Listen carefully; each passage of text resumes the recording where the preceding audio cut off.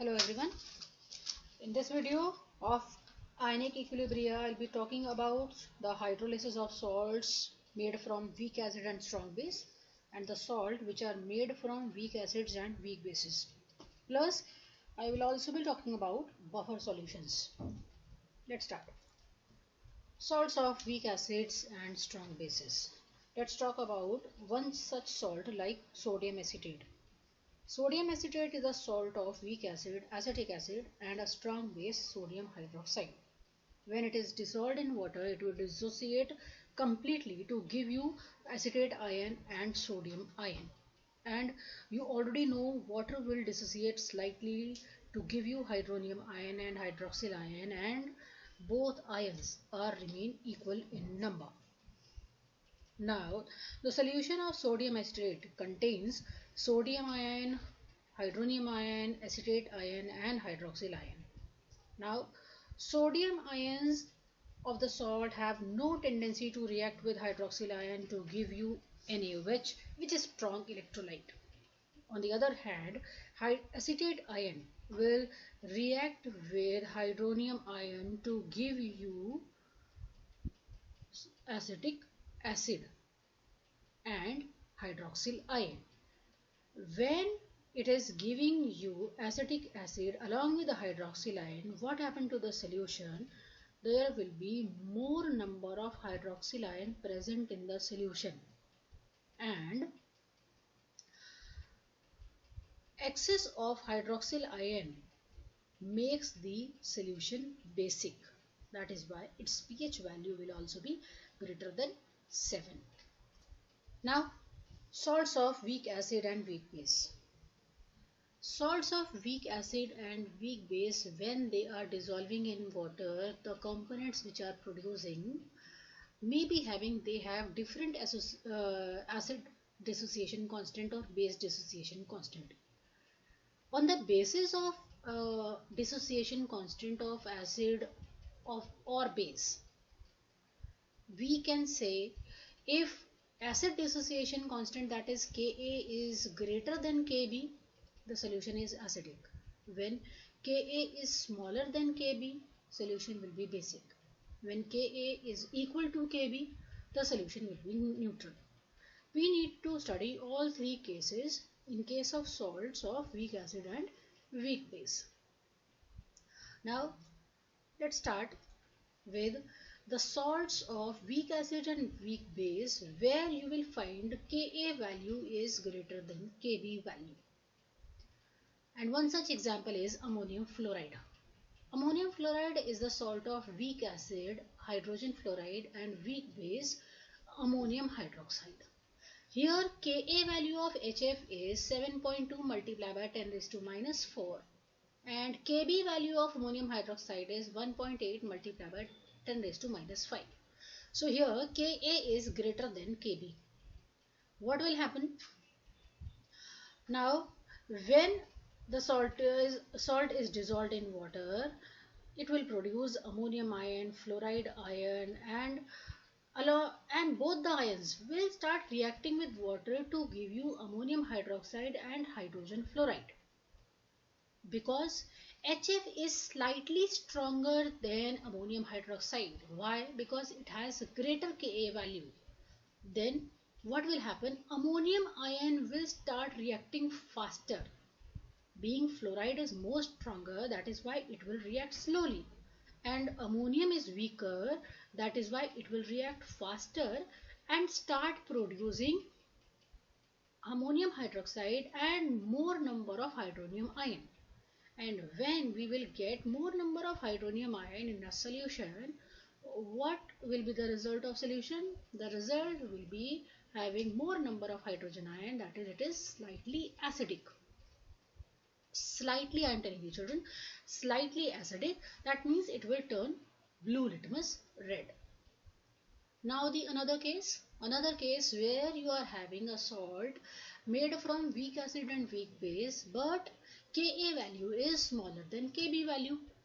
Example, ammonium cyanide. Ammonium cyanide is made up from ammonium hydroxide and hydrocyanic acid. Here Ka value of HCN is 4 multiplied by 10 raised to minus 10. and weak base ammonium hydroxide has the Kb value 1.8 multiplied by 10 raised to minus 5. So Kb is greater than Ka here. On dissolving in water, it will produce ammonium ion and cyanide ion. And both the ions, because they are weak, they will be interacting with water to give you ammonium hydroxide and hydrocyanic acid. But here Kb value is greater. Kb value is greater. That means ammonium ion is stronger. So it will react comparatively less than the cyanide ion produced in the reaction. Cyanide ion will react faster than ammonium ion to produce more hydroxyl ion. Right? When more hydroxyl ion is getting produced in the reaction, so concentration of hydroxyl ion will be more in the solution. And when hydroxyl ion concentration is more, the solution will become basic and it will turn red litmus blue. The third case is where you will get one weak acid and one weak base salt and having Ka value is equal to Kb value. And one such salt is ammonium acetate. Its Ka and Kb value is equal to 1.8 multiplied by 10 raised to minus 5. On ionization of ammonium acetate, you will get acetate ion and ammonium ion. Both are weak, both are having dissociation constant equal, so both will interact with water to give acetic acid and ammonium hydroxide undissociated molecules. So acetate ion and ammonium ion, they will react with water molecule with the same pace. So approximately hydrogen ion concentration and hydroxyl ion concentration in the solution will remain equal and the nature of solution will remain neutral. So this is all about the hydrolysis of salt. Now let's move to the next topic, that is buffer solutions. Buffer solutions is defined as a solution which resists drastic changes in pH when small amount of strong acid or strong base or even water is added into it. Buffer solution has property like buffer solution does not change its pH when we are adding any acid or we are adding any base or we are adding water into it. Buffer solution can be stored for a long time. Buffer solution does not change their properties on dilution also. These all three are the properties of buffer solutions. And buffer solutions are of two types: acidic buffer solutions and basic buffer solutions. Acidic buffer solutions are those which are made up of the weak acid plus the salt of that weak acid with strong base. So such mixture will be called as acidic buffer solution. For example, weak acid I am taking here acetic acid. If I am taking acetic acid mixed with the salt of acetic acid with sodium hydroxide, that means I am mixing sodium acetate with acetic acid, so such mixture would be called as acidic buffer solution. And the pH value could be find out by this equation, like pH is equal to pKa plus log base 10 concentration of salt upon concentration of acid. And we can also say pKa value is equal to log base 10 Ka. Ka is acid dissociation constant. Now basic buffer solution. Basic buffer solution are the one which are containing weak base plus the salt of weak base with strong acid. For example, if I am taking weak base here like ammonium hydroxide and I am taking ammonium hydroxide salt with strong acid like HCl, so I am mixing NH4Cl plus NH4OH. So this is what you call basic buffer solution. And pUH of basic buffer we can find out with this equation, like we find out pH for acidic buffer, and here Kb is base dissociation constant, and these two equations are called as Henderson-Hasselbalch equation. Now The last part, buffer action. Let's consider acidic buffer solution, sodium acetate and acetic acid.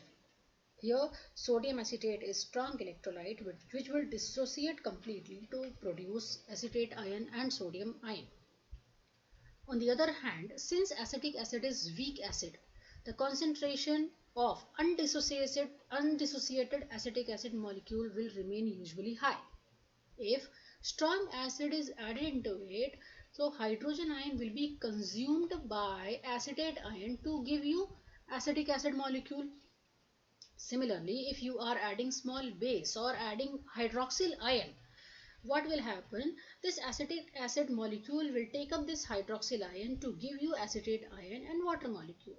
So no change will be seen.